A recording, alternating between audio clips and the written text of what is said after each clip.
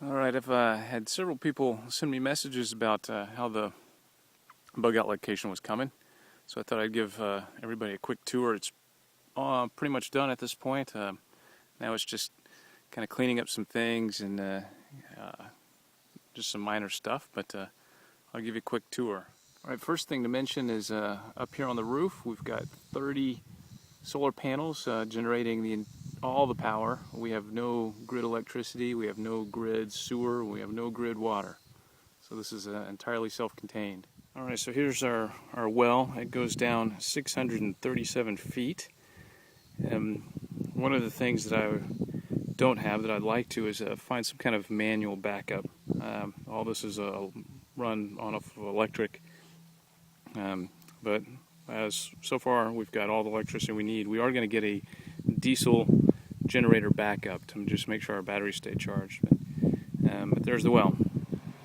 Now we are using a propane for our water heater.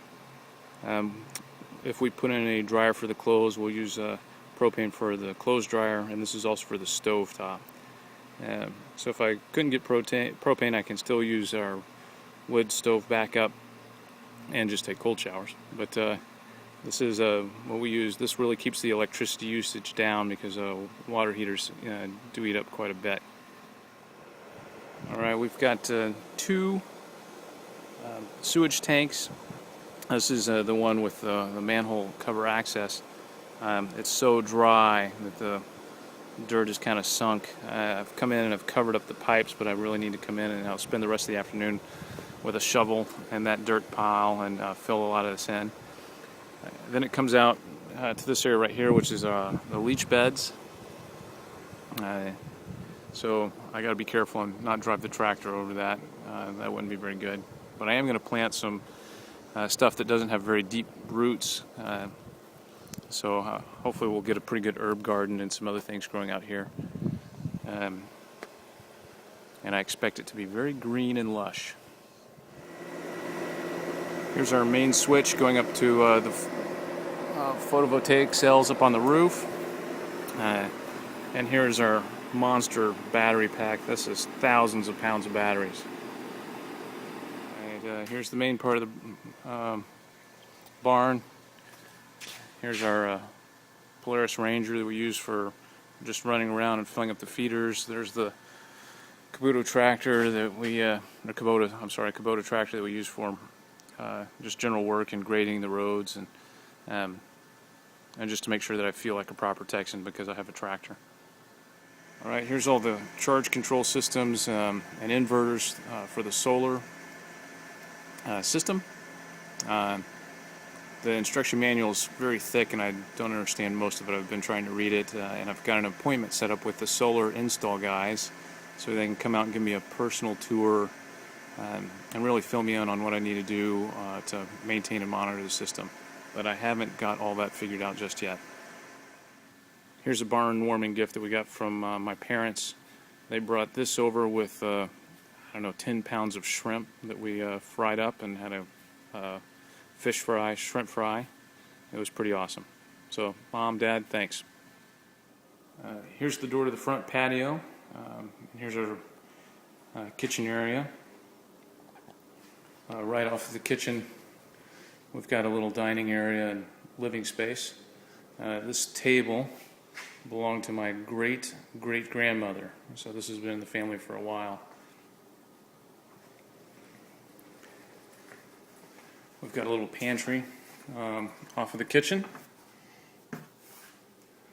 Don't have a lot of stuff in there, but do have the Shiner and the Corona, as well as the Gatorade, because it's so stinking hot. Here's the bathroom.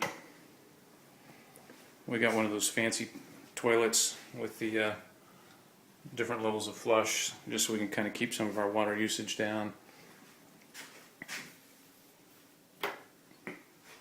And then here's another kind of storage area where we've got some of our long-term food preps,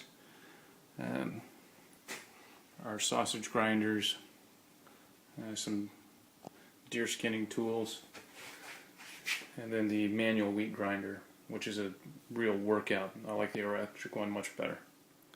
This is upstairs bedroom. So we've got bunk beds for the kids. We also had some cousins and extra, so we have this cot that everybody was sleeping in here and crashed out. And then if we go through this Jack and Jill bath, here's just another bedroom.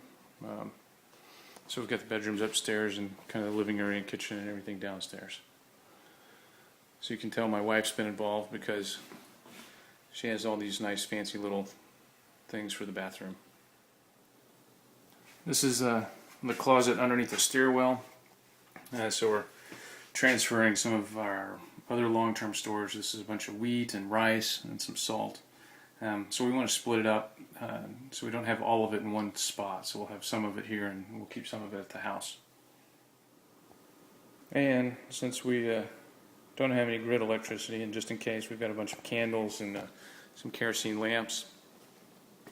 And this is Dave Canterbury was talking about some waterproof paper, and he mentioned a waterproof Bible. I thought that was pretty wicked. So we have a camo colored waterproof Bible, and then the all-important dominoes, which is one of the absolute requirements because we have to play 42 since we're here in Texas. So that's kind of the quick tour. Some of the things still left to do is I need to clean up some of the mess after the construction. You can kind of see these piles. I thought about trying to take some of that wood and chop it up and cover it with some mulch or organic material and sort of use the hugelkultur type thing and see if that works. Because it's just so stinking dry here. We haven't had rain forever. So I need to do that. I'm going to take some of these pallets that I have and make a compost bin.